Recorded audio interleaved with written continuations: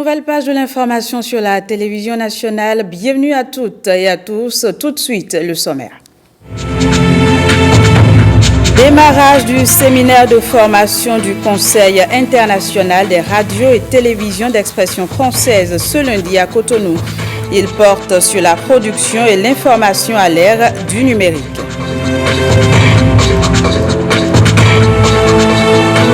Nouvelle disposition de la Constitution du Bénin, le groupe de réflexion alternative et prospective a outillé les étudiants sur les avantages des innovations.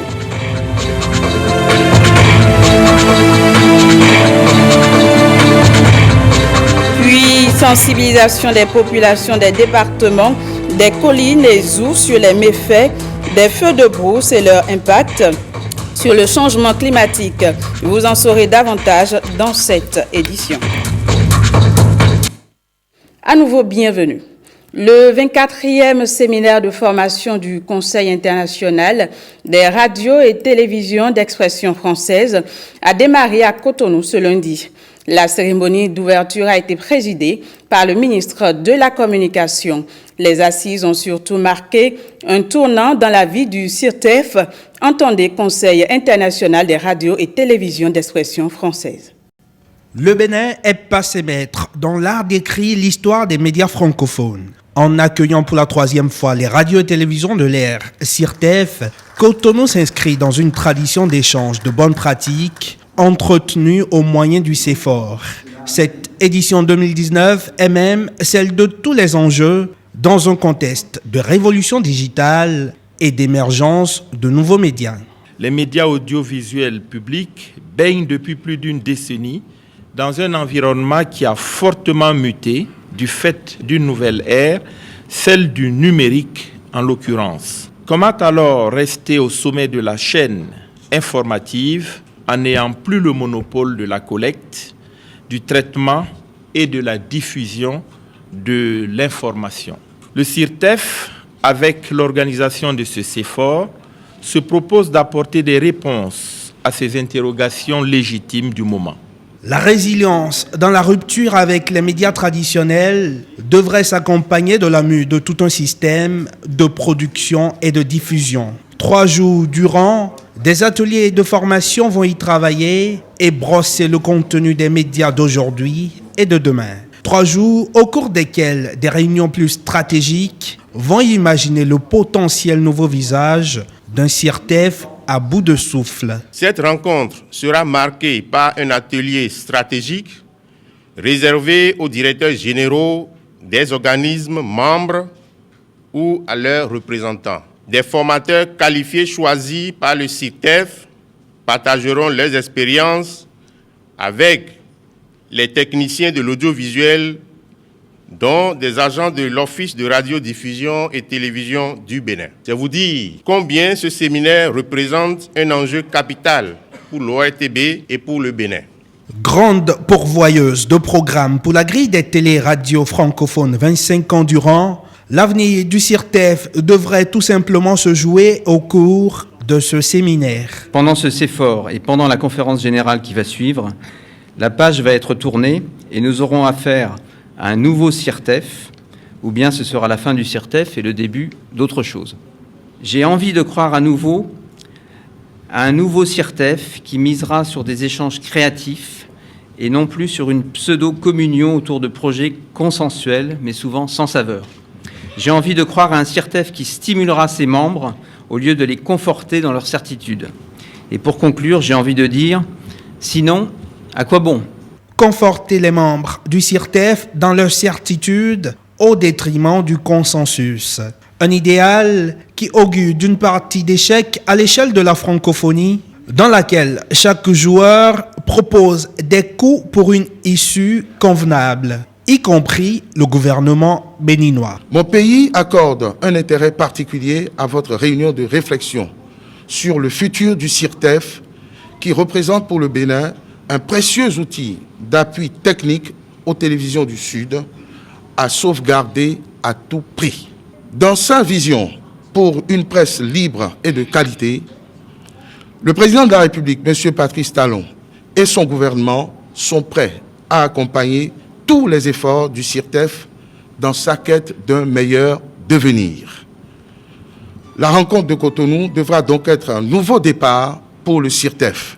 Le CIRTEF est plus que jamais au tournant de son histoire. Il devra survivre autrement ou périr de sa lassitude. Pour décider de son sort, la partie d'échecs, la vraie, devrait se jouer dès le mardi à la réunion de réflexion sur son futur, avant un verdict final attendu à la conférence générale du mercredi.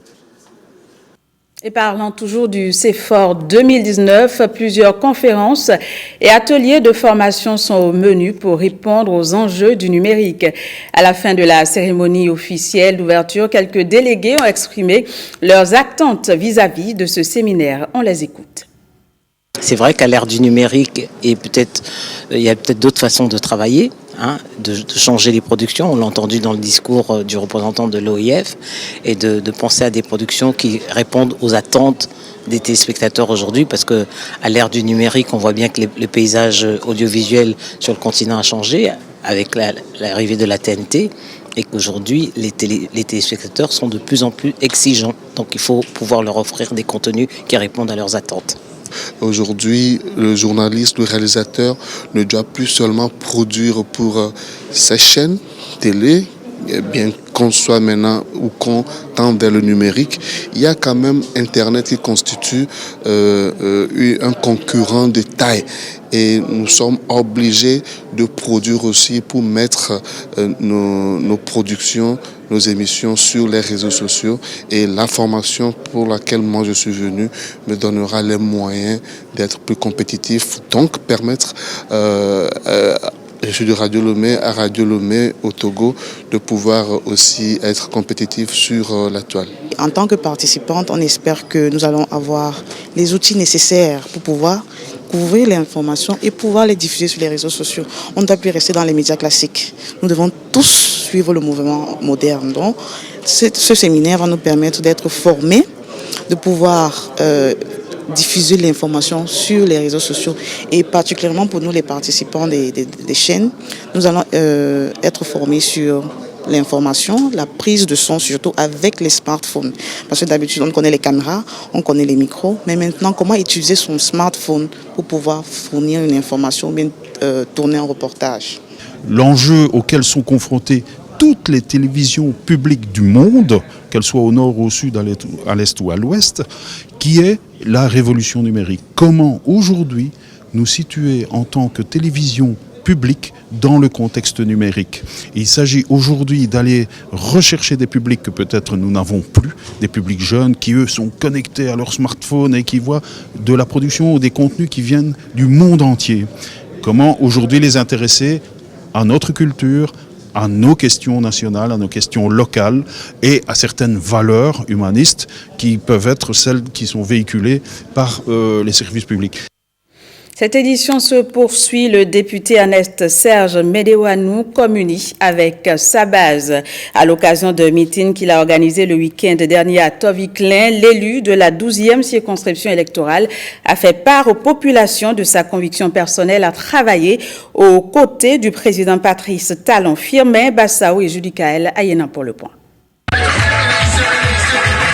Soutenu par deux autres collègues, le député Ernest Médéwanou sonne la grande mobilisation sur l'esplanade de la cour de l'école primaire publique centre de Toviklen. Son élection pour la 8e législature sous la bannière du parti Union progressiste témoigne de sa conviction aux côtés de Patrice Talon. Ma conviction personnelle d'entrer en politique, ce sont les ambitions et les actes de bravoure que pose le chef de l'État, son Excellence, le président Patrice Talon. Parce que nous n'avons jamais vu ça au Bénin. Tout le monde voit ce qu'il faut faire pour faire avancer le Bénin. Mais comme nous sommes tous des politiciens, personne n'a eu le courage de le faire. Donc je dirais en un mot que c'est le président Patrice Talon qui m'a inspiré. L'élection du 28 avril dernier s'est déroulée dans un contexte tout particulier, jetant de l'opprobre sur les députés de la 8e législature dans leur ensemble. Mais selon le député Ernest Médéwanou, pour une population aussi fidèle à sa personne, cette rencontre se veut une séance d'explication et de manifestation d'un amour réciproque. Mieux, l'élu du peuple de Toviklen refuse de faire partie des députés qui s'illustrent dans la manifestation de l'ingratitude. Je suis venu aujourd'hui vous dire que je ne vous ai pas oublié. Vous avez fait de nous un député sans tâche. Pour que nous soyons des députés, vous nous avez accordé près de 45 000 voix.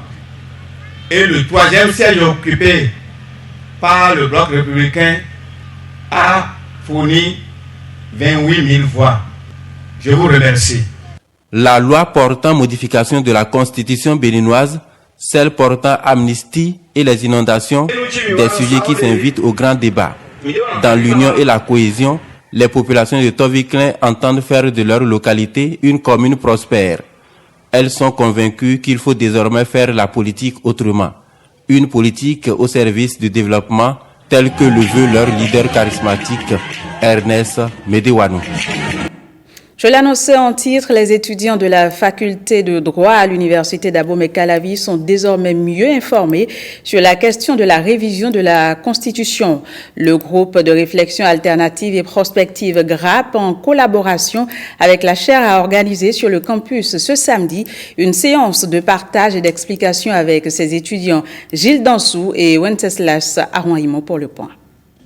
Expliquer de fond en comble les nouvelles dispositions de la Constitution après la révision intervenue il y a quelques jours. C'est l'intérêt de cette rencontre qui réunit majoritairement les étudiants de la faculté de droit. Le groupe de réflexion alternative et perspective GRAP, en collaboration avec la chaire UNESCO, décide ainsi de mettre toute la lumière sur la question de la révision de la Constitution qui reste une avancée notable pour notre démocratie. La révision intervenue n'a pas eu pour effet d'instituer une nouvelle Constitution, d'instituer une nouvelle République et encore moins un nouveau pays.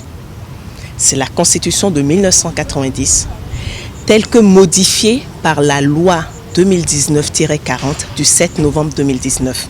Mais notre Constitution de 1990 demeure. C'est un principe, un engagement fort du chef de l'État qu'il ne soit pas touché aux fondamentaux de notre Constitution, ce qui a été entendu par nos députés et ce qui a été fait ainsi.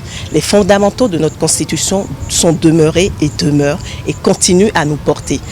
L'exercice qui a été fait, la révision intervenue pour ma part, nous permet de mieux rentrer dans la modernité, de répondre aux défis du développement et de ne pas consacrer un clan, un homme à la tête de l'État. Nous avons procédé à une révision de la Constitution qui est un acte historique, notamment en Afrique, qui n'a pas eu pour objectif de consacrer quelqu'un à la tête de l'État. Bien au contraire, toute interprétation opportuniste de la Constitution ne peut plus avoir lieu. La révision de la Constitution, l'accélération du temps juridique, un thème bien approprié. Nous allons juger utile de mettre à la connaissance de presque tous les assistants, enfin tout le monde présent aujourd'hui, sur les éléments phares de la Constitution qui sont des avancées énormes.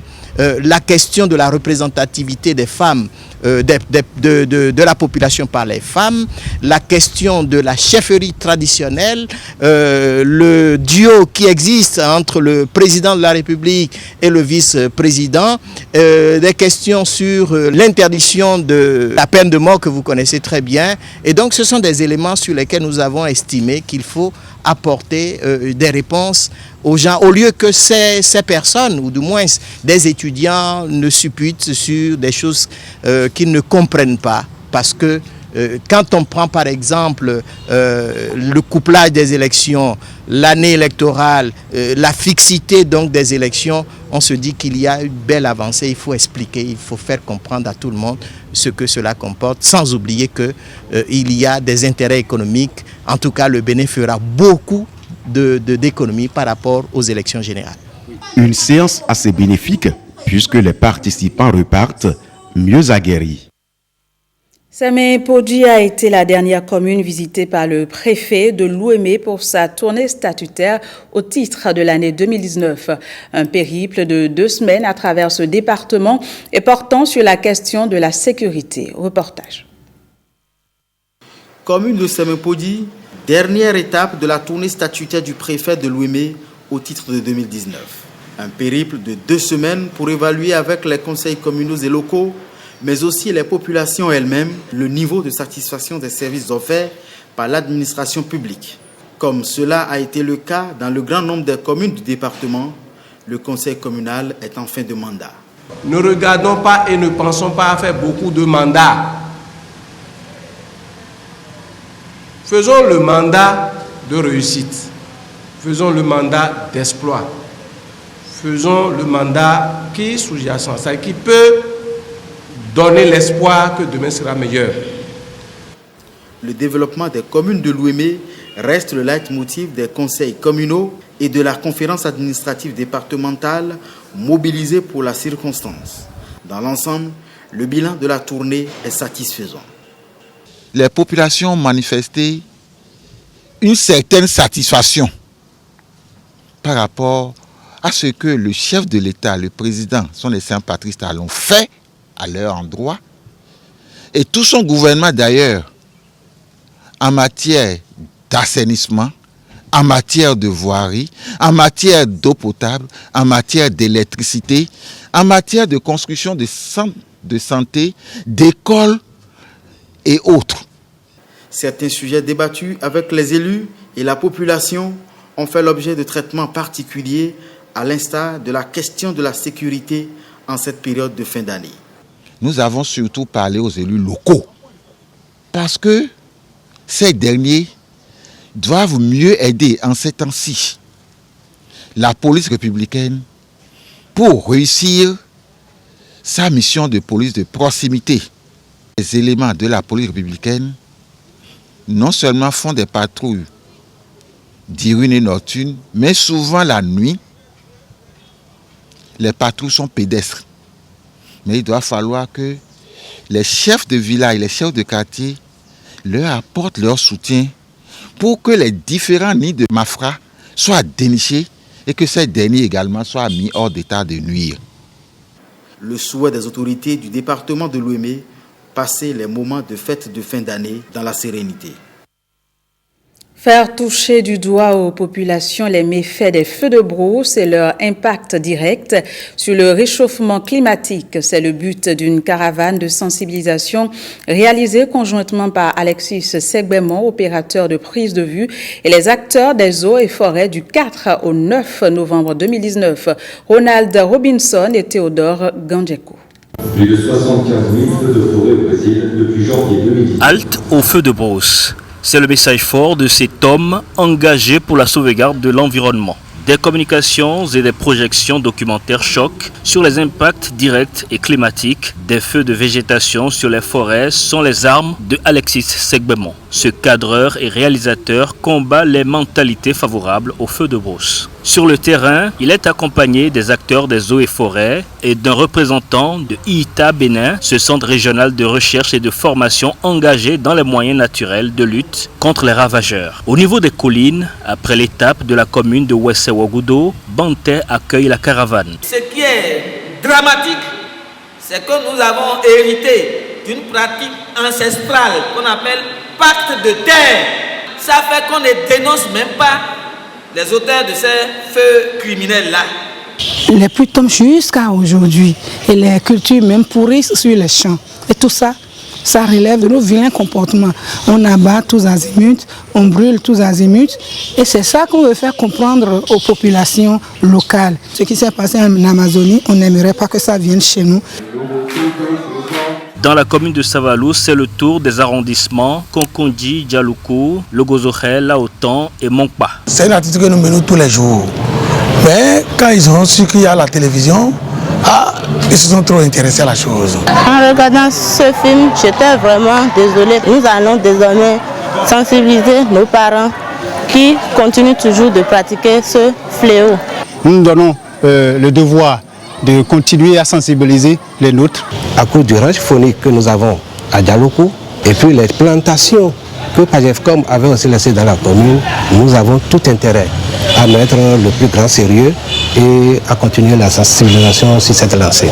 Dans le zoo, précisément dans la forêt sacrée de Tanzon à Djidja, cette caravane finit son périple avec les populations de Kengbe. Nous sommes en début de saison sèche. Nous avons fait les pare-feux avec l'appui du comité de gestion de cette forêt sacrée et également le cantonnement forestier de Djidja. Pour Alexis Segbemon, cette sensibilisation est une alerte. Les feux de végétation, ça nous amène progressivement à la dérive. Je vais profiter de cette occasion pour remercier le directeur général de INRAB, le directeur scientifique, le ministre de cadre de vie, la direction des eaux et forêts. Loin du grand destructeur comme il est présenté au cours des communications, le feu, quand on sait s'y prendre, est aussi un outil de gestion qui protège les forêts.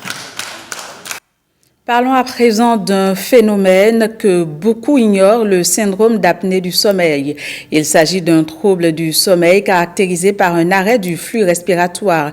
Le sujet préoccupe le club des soroptimistes du Bénin qui, à l'occasion de la célébration de ses 30 années d'existence, a apporté des clarifications lors d'une conférence publique vendredi dernier. Estelle Doponou et Rodrigue Blondoumet. Né au Bénin depuis 1989, le Soroptimiste International est une association de femmes professionnelles engagées au service des couches vulnérables et démunies. Pendant 30 années de parcours, 7 clubs ont vu le jour pour œuvrer aux côtés des femmes et des enfants afin de leur donner un ouf de soulagement. Ensemble ou séparément, autour de notre devise, comprendre, défendre, entreprendre, les soroptimistes ont initié des activités qui touchent plusieurs domaines de la vie. L'éducation des filles, la clé du développement. La formation professionnelle des femmes et la mise en place des activités génératives de revenus pour leur autonomie financière. Le soutien à certains programmes visant l'amélioration de la santé de la mère et de l'enfant. La lutte contre le paludisme, le VIH-Sida, lutte contre le cancer du sein et du col de l'utérus, et j'en passe. Le ministère en charge des Affaires sociales se réjouit ici de cette collaboration qui existe entre le Soroptimiste International et le Bénin. Ces femmes engagées se battent pour des objectifs communs. Notre collaboration au cours de ces 30 dernières années a porté sur des actions pertinentes, multiformes et multidimensionnelles, qui visent toute l'amélioration de la vie des femmes, ployant encore sous la pénibilité des tâches ménagères, professionnelles et maternelles dans notre pays. C'est à travers une conférence publique que ces soroptimistes veulent marquer leurs 30 ans de vie. Conférence au cours de laquelle plusieurs thèmes seront abordés. Parmi ceux-ci, le syndrome d'apnée du sommeil, un ennemi caché selon les spécialistes. Ronfler était un problème tabou. Les gens n'osaient pas dire qu'ils ronflent. Aujourd'hui, il faut que ces personnes-là se déclarent ronfleurs et que les médecins apprécient si ce ronflement est néfaste pour leur santé ou si ce ronflement est simplement mécanique. Grossesse précoce en milieu scolaire, intoxication des enfants à bord des écoles et ailleurs sont autant de préoccupations qui vont meubler cette conférence. Culture à présent, la Gani 2019 a été célébrée avec ferveur à Djougou. Dans ce cadre, les populations ont sillonné plusieurs artères de la ville. Enoch Rumpati et Edmond Humbo pour le point. Notables et sages de la ville de Djougou se sont une fois encore réunis autour de Sa Majesté Petoni Kodassis. Des retrouvailles dont ne peuvent se priver les filles et fils de la cité des Petoni. Véritable événement cultuel et culturel, la Gani est une occasion de communion fraternelle par excellence. Mon ambition est au-delà d'une fête culturelle. Mon souhait, c'est que cette fête crée un marché sous-régional pour nous. Que cette fête soutienne la relance de notre économie. En portant nos regards sur les différentes danses et autres démonstrations de nos intrépides cavaliers, vous comprenez aisément pourquoi à Djougou, Nous appelons cette fête la Gani, qui signifie danse dans le vocable d'Indi. Tour à tour et au son rythmé des tambours, trompettes et tam-tams sacrés, les princes et notables des 3 dynasties dirigeantes du trône de Djougou ont fait allégeance à Sa Majesté Petoni, signe de leur reconnaissance au père spirituel traditionnel. Nous sommes fiers de cette fête-là. On dit merci à la population, à notre État, notre gouvernement et précisément le président lui-même qui est Patrice Talon. Nous lui disons merci et nous remercions encore nos politiciens, politiciennes, que la paix règne dans notre pays, le Bénin. Des personnalités politiques et administratives natifs de Djougou ont rehaussé de leur présence ce rendez-vous annuel. Une occasion pour saluer le vote sur l'institutionnalisation de la chefferie traditionnelle au Bénin par les députés de la 8e législature. Depuis Djougou, nous dédions cette fête de la Gani, édition 2019, au chef de l'État, le président Patrice Talon, parce que, à travers le vote de la loi modifiant la constitution de la République du Bénin, il a été institué et reconnu la chefferie traditionnelle, ce qui valorise davantage les chefs, les rois de notre pays. Dans notre pays, le tourisme et la culture ont une grande place. Donc on a comme quand ça, on sort pour célébrer notre culture, puisqu'on veut voir une fierté et une joie d'être dans cette belle fête et de participer à cette belle fête avec tout le monde. Nous avons vu des populations en joie qui ont compris qu'il faudrait qu'aujourd'hui elles puissent accepter de faire le sacrifice pour que le Bénin de demain se porte mieux. C'est tout à l'honneur du Bénin et bravo à tous les Béninois, bravo au chef de l'État, que le pays continue de mieux se porter. Les Djougouas et d'autres curieux ont vécu d'époustouflants moments, des démonstrations de la cavalerie en passant par les pas de danse du terroir. La fête aura été vraiment belle et déjà rendez-vous est pris pour l'année prochaine. Puis les membres du réseau fraternel à engagement citoyen dans la commune d'Abomey-Calavi, dénommé Milofi, étaient eux aussi en fête ce dimanche. C'était dans le cadre de la 2e édition des retrouvailles de la communauté à fond à Oku. Un moment de réjouissance, mais aussi de réflexion sur le développement de la cité d'Ortois. Jean-Claude James et Bruno Hotepo. En français, Milofi signifie « nous sommes ici ». Et pourquoi ces filles et fils de la communauté à fond en Oku sont-ils là? C'est à cause des réalités culturelles de leur milieu d'origine. L'une des activités phares de notre réseau, ce sont les retrouvailles. Parce qu'avant de se connaître, avant de se donner la main, il faut un moment pour se retrouver et parler. Et pour ces activités, nous avons l'habitude de célébrer nos rituels, nos rythmes traditionnels, la Konrung, Zeli, Potiebu. Nous allons faire les louanges de panégyrique clanique à Komlamlan en fond. 2 communications ont marqué cette 2e édition. Elles portent sur le développement de la commune d'Abomey-Calavi. La ville d'Abomey-Calavi connaît une explosion démographique et il y a des problèmes liés forcément à cette explosion démographique qu'il faut régler. Et parmi les mesures que nous avons proposées, nous avons souhaité que au niveau de la commune d'Abomey-Calavi, que la mairie revoie un peu son système d'adressage qui fait que les impôts ne sont pas payés par beaucoup de personnes. Nous avons aussi souhaité que le document d'abandon de la commune soit revu et que ça prenne en compte les nouvelles infrastructures qui seront installées. Nous sommes en train de préparer ceux qui ont à charge la municipalité d'Abomey-Calavi aujourd'hui et ceux qui demain vont prendre la charge aux défis qui les attendent vu les nombreuses réalisations prévues au PAG par notre président. Voilà notre contribution, voilà l'innovation de cette année. L'initiative séduit le maire qui rassure les organisateurs. Un seul doigt ne peut rien faire. Milofi ne peut exister et impacter le monde, révéler notre pays que si en notre propre sein déjà nous nous connaissons, nous nous donnons la main. Et je voudrais au nom de tout le conseil communal, au nom de tous ceux qui sont venus ici, féliciter les organisateurs et leur dire que nous sommes ensemble. Mais c'est toujours particulièrement un sujet que j'agite. Il s'agit de la planification familiale. Faudrait-il que nous ayons plus d'enfants que nous avons d'infrastructures. En attendant d'avoir la réponse à cette question, la fête se poursuit autour des spécialités culinaires de la communauté à Foin-Oku. Voilà, ce sera tout pour ce journal. Merci d'avoir été des nôtres. Au revoir et à très bientôt.